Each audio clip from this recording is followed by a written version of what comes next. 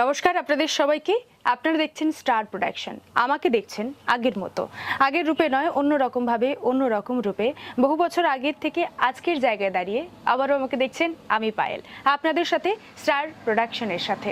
আপনারা দেখছেন বিভিন্ন জায়গা থেকে, বিভিন্ন প্রান্তর থেকে। এভাবেই পাশে থাকুন, ভালোবাসা দিতে থাকুন, ভালোবাসতে থাকুন, এগিয়ে যাওয়া চলার পথে এভাবেই আমাদেরকে অনুপ্রেরণা দিতে থাকুন।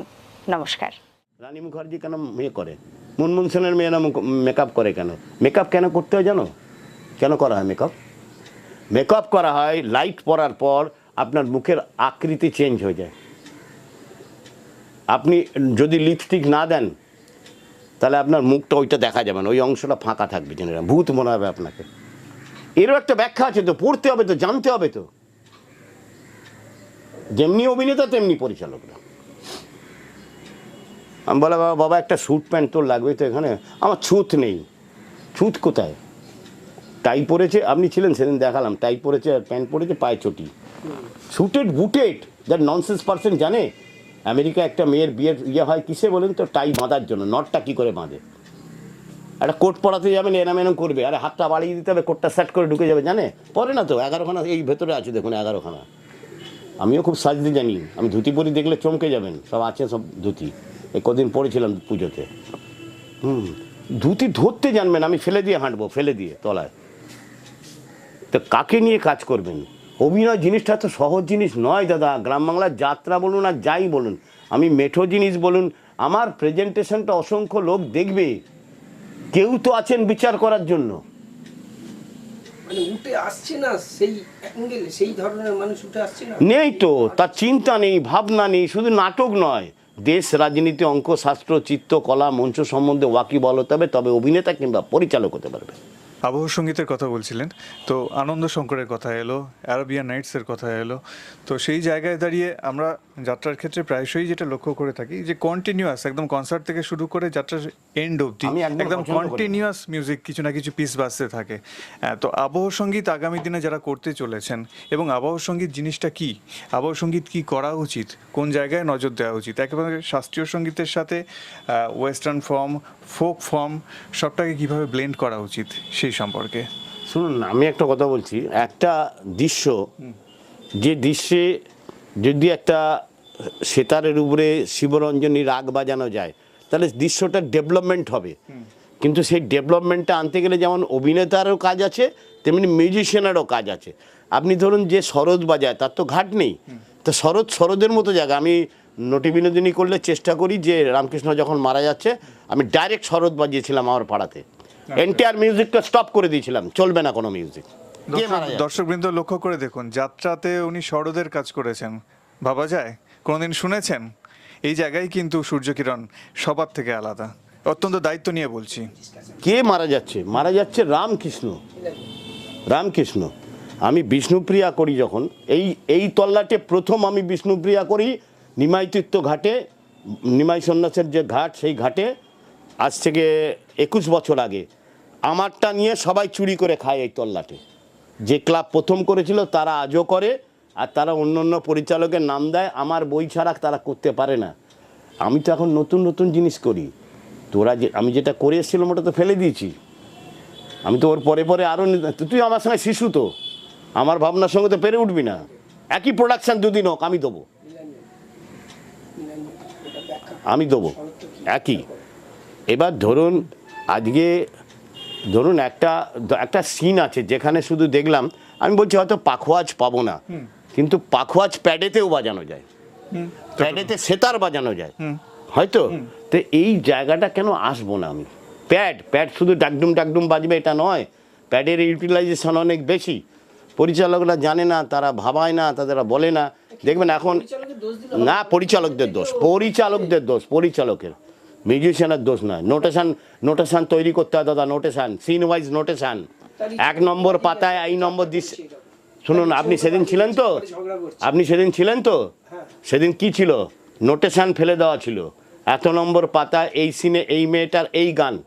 আর একবার দর্শকের উদ্দেশ্যে জানাচ্ছি, এই জায়গাটা বিশেষভাবে লক্ষ্য করুন যে এই প্রথম কারোর কাছে আসছি যেখানে কিন্তু যাত্রার কাজ হচ্ছে, এবং যাত্রার ক্ষেত্রে কিন্তু বহুজন বলতেন যে আমরা যাত্রা শুনতে যাচ্ছি। তার কারণটা হচ্ছে এখানে সঙ্গীত অঙ্গাঙ্গিভাবে অবিচ্ছেদ্য অংশ একটা যাত্রার, এবং সেই জায়গায় দাঁড়িয়ে কিন্তু দাদা বলছেন যে আমার নোটেশন করা থাকে, স্বরলিপি করা থাকে প্রত্যেকটা যাত্রার অংশের। মিউজিশিয়ানদের ক্ষেত্রে নোটেশন থাকে, আর গানের ক্ষেত্রে তো থাকবেই।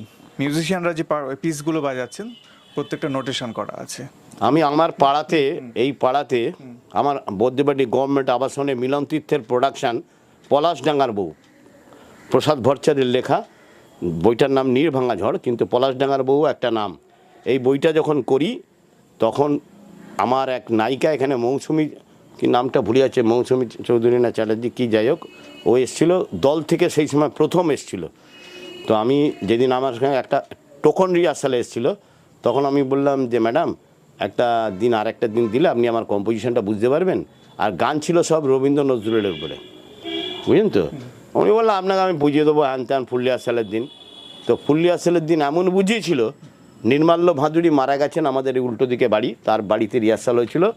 আমি খাতাটা কেড়ে নিয়ে 50 টাকা দিয়ে বলেছিলাম বেরিয়ে যাও, বার করে দিয়েছিলাম, গাছতলায় কাঁদছিল। পাড়ার লোক আবার বুঝিয়ে টুজিয়ে নিয়ে গেল। এখন প্যান্ডেলে দেখা হলে বলে দাদা আপনি তো নেবেন না, আমাকে বার করে দেন। আমি বলেছিলাম আমি খুব কড়া লোক। তো আমি, আমার মিসেস গানে গাইতো, তো গানে এমেছিল, ওর ওই নোটেশন থেকে খাতা আমি জেরক্স করে গানের সঙ্গে দিতাম। একটুকু ছোঁয়া লাগে, একটুকু কথা শুনে আমি, আমার শুনুন, কে রবীন্দ্রনাথকে বিকৃত করেছে আমার দেখার দরকার নেই, আমার দেখার দরকার নেই। আমি ওনার ইয়েটাকেই ফলো করার চেষ্টা করব, তাই তো। একটুকু ছোঁয়া লাগে, একটুকু কথা শুনে সেই নাম্বার বলবো তো। আবার যে রাতে মোর স্বপ্নাদি স্বপ্ন দেখেন, যে রাতে মোর দুয়ার গলি বাংলা, যদি গাইতাম যে রাতে মোর দুয়ার, হবে দাদা বলুন তো? আজকে ছেলে মেনে নিল, আমার যে ঠাকুমা বসে আছে সে তো দেখছে, তিনি বিশ্বভারতীতে পড়াশোনা করেছিলেন, তিনি আমার জুতোর বাড়ি মারবে গেটে ঢুকলে পরে। বারে বারেই সর্বজনীনতার কথা বলছেন, সবার জন্য একটা ক্রিয়েটিভিটি, যখন একটা সৃজনশীলতা তৈরি হবে যখন, সেটা কিন্তু সবার জন্য হবে। সৃজনশীল হতে গেলে কিন্তু সবার কথা ভেবে, আগেকার দিনে যে সৃষ্টিটা হতো সেটা কিন্তু পরিবার নিয়ে আমরা যাত্রা দেখতে যেতাম, সেই কথাটাই বারে বারে তুলে ধরছেন দাদা। তো লোকশিক্ষাটা কোথা থেকে আসবে? আপনি তো শিখতে গেছেন, আপনি শুধু খালি ধর্ষণ দেখতে গেছেন। আমি তাপসদাকে বলেছিলাম, তাপস কুমারকে, ডাক্তার তাপস কুমার বই লেখেন না, আমার সঙ্গে দেখা হয় সব ব্যাটারি, জানেন তো। আমি ওইখানে বলেছিলাম, ওই সূর্য রাঙামাটির প্রকাশনীর ঘরে বলেছিলাম, আমি দাদা কী লিখছেন এগুলো? হ্যাঁ, আপনি মনে হচ্ছে যেন হোমিওপ্যাথিকে বেশি ডোজ দিয়ে ফেলছেন। ও ডাক্তার, হোমিওপ্যাথি ডাক্তার, ও তো কুইলা, ওর নাম হচ্ছে কুইলা। আমি তো, আপনি অনেক ডোজ দিয়ে ফেলছেন। হ্যাঁ, এটা কী করছেন? আবার একটা ওই ব্রহ্মময় চট্টোপাধ্যায় একটা বই আছে, মানে মানে একবারে জঘন্য। এরা রাইটার, এরা রাইটার। এদের বই বাজারে চলছে। আমাকে সেরাম দিলাম, ফেলে দিই, আমি এই বই করবো না। যা তো যা ইচ্ছা করে যা, অন্য কাউকে দিয়ে করাকে যা, আমি করবো না। কেন করবো? কেন?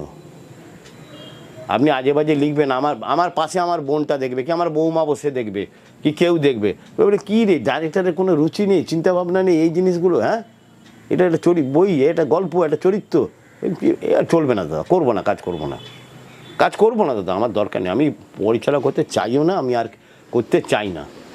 আমি বরাবর বাছাবাছি, একদম বাঁচবো তবে করবো, নাহলে করবো না। নিবি না আমাকে, যাকে খুশি নিয়ে করবে যা।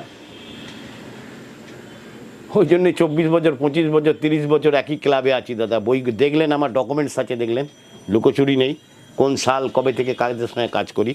হ্যাঁ, করবো না, কাজ করবো না, দরকার নেই। যারা বুঝবে তারা নেবে, নাহলে নেবে না। অহংকার নয় দাদা, আমি তো একটা বিতরণ করতে এসেছি, কি কিছু সাময়িক মানুষকে জ্ঞান, শিক্ষা, চৈতন্য দেওয়ার জন্য বিলিয়েছি, ফেরিয়ালা। আমি তো যাত্রা জগতের একজন ফেরিয়ালা।